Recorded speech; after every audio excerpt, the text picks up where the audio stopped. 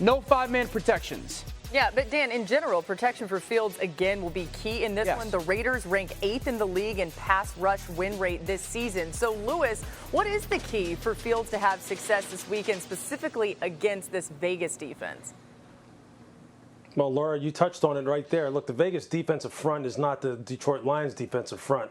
And the Detroit Lions defensive front is for sure not the Cleveland Browns defensive front. So we're going to see how this offensive line can protect Justin first and foremost, because you can bet that Yannick Ngakoue and Max Crosby, the two defensive ends, are going to test the perimeter pass protection of this team.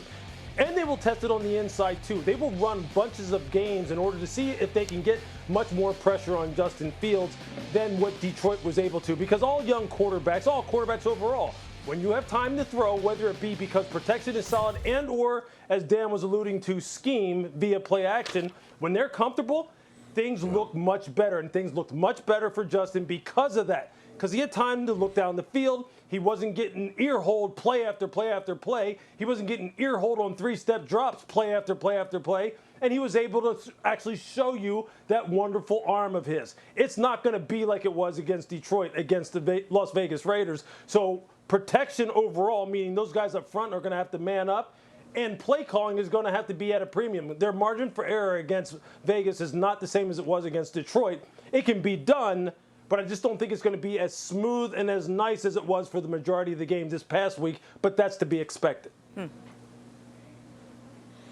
Yeah, no doubt, Lou. I'm going to take it to the other side of the ball, especially when you are implementing a young quarterback and a new guy. And I'm sure those guys are enthused over there. But the Khalil Macks, the Akeem Hicks, the Eddie Jacksons, the Jalen Johnsons, those guys are going to need to step up and give Justin Fields every opportunity for short fields, every opportunity to get the ball in his hand. And this is an onus that you take. And Luke can speak to this. When you have a new quarterback inserted, I was a part of Drew Bledsoe being moved out and Tony Romo coming in, and we took it upon ourselves as a defense to make sure he was in advantageous situations when he entered the game, when he stepped on the field. And this defense is a championship level defense.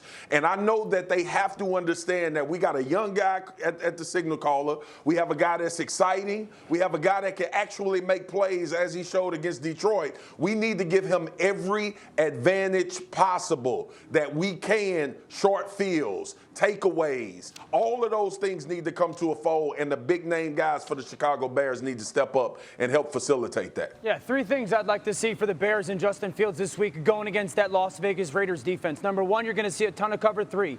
You should be focused on 80% completion on first down. Be completion driven. Number two, flood areas of the field. Take advantage of that zone defense. Lewis mentioned those three-level things. As many different ways as you can do that. And then up your RPO use. You're going to get that zone defense. Put those zone defenders, we talked about it yesterday, big fella, those zone defenders in conflict. Maybe that helps your run game a little bit more. Also, they're easy completions for your quarterback. Anything to keep it simple for Justin Fields and allow that talent to shine. We know it could be bumpy at times, but it's Justin Fields time in Chicago.